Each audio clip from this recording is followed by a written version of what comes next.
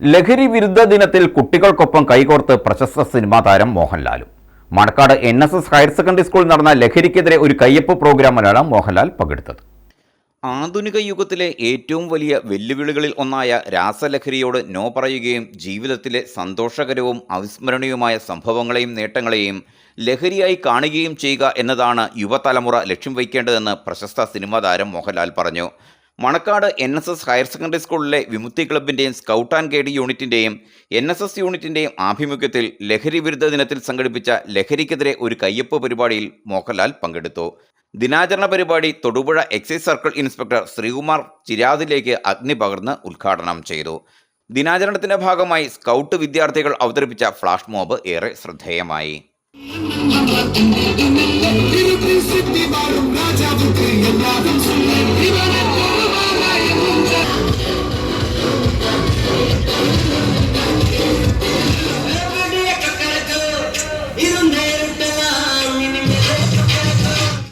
ഇതോടൊപ്പം ലഹരി വിരുദ്ധ പ്രതിജ്ഞ, ലഹരി വിരുദ്ധ റാലി, ലഹരി വിരുദ്ധ പോസ്റ്റർ പ്രദർശനം എന്നിവയും സംഘടിപ്പിച്ചിരുന്നു. Excise inspector Praveen Kumar, Jayaraj, school principal Bindu P, scout captain K Geetha, doctor Arun Bhaskar തുടങ്ങിയവർ പങ്കെടുത്തു. News bureau, Manacaud.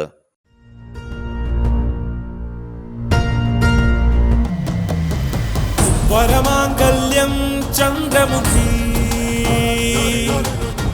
വധുവായി നീ സ്വർണ്ണമയി ശുഭമീ ബന്ധം ധന്യരാഗം